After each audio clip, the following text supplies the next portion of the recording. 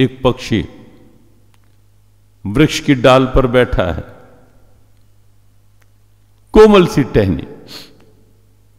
एक संत ने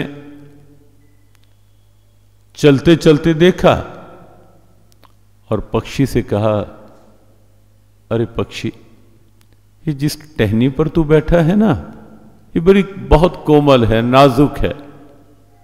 तू ऐसा कर, यहां से उड़ करके किसी और मजबूत टहनी का सहारा ले ले। कहीं ये टहनी टूट गई, गिर गई, तो तुझे भी गिरना पड़ेगा। पक्षी कहने लगा, हाँ, आप ये नहीं सोचना कि पक्षी बोला होगा क्या। हाँ, कई लोग जो तर्कवादी, कुतर्कवादी होते हैं ना, वो बिना मतलब की बात। लेकिन जिसने समझना है, सीखना है, वो तो कहीं से भी सीख लेगा। माली आवत देखकर कलियां करें पुकार, फूले फूले चुन लिए कल हमारी बार।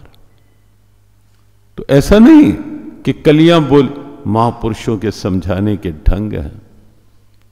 तो संत ने देखा कि पक्षी, और कहा, अरे पक्षी, संत की भावना तो कोमल टहनी पर है, टूट सकती है, गिर जाएगा।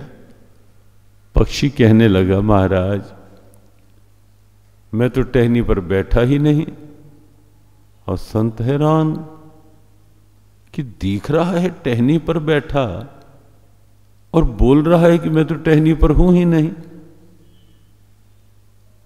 संत ने कहा, क्या मेरी आंखें कुछ भ्रमित कर रही हैं मुझे, या तू झूठ बोल रहा है?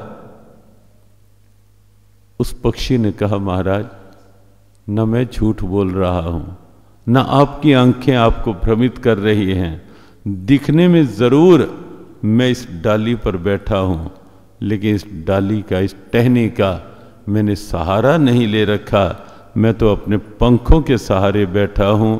जब भी लगेगा ये कोमल टहनी लड़खड़ा रही है, ये गिरने टूटने वाली है, मैं इसके सहारे इस पर हूं, पर इसके सहारे नहीं हूं।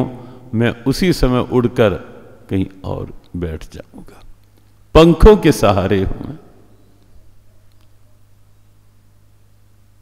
उस परिंदे की, परिंदा कहते हैं उर्दू में, उस परिंदे की तरह दुनिया में रहना चाहिए। चहचहाता है खुशी से जो कि नाजुक शाख पर झूमती है शाख, लेकिन खौफ कुछ उसको नहीं, गिर नहीं सकता कि है मौजूद उड़ जाने को पर पंख। टहनी पर, लेकिन टहनी के सहारे नहीं। गीता का भक्ति योग यही सिखाएगा। और अंतिम श्लोक जो 11वें अध्याय का, जहां से 12वें अध्याय का अंकुरण हुआ, अंतिम श्लोक यही प्रेरणा दे रहा है, मत कर्म कृन मत परमो, मेरे आश्रित होकर रहो, संसार में रहो, लेकिन मन ही मन ये सोच लो, विचार लो, पक्का कर लो कि ये संसार की टहनियां बड़ी नाजुक हैं, बड़ी नाजुक हैं, बड़ी कोमल हैं।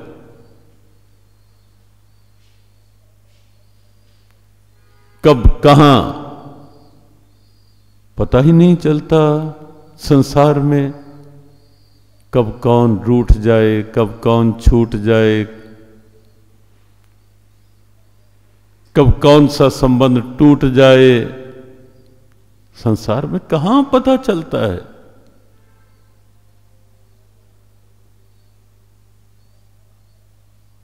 कोमल टहनियां हैं। लेकिन गीता का भक्ति योग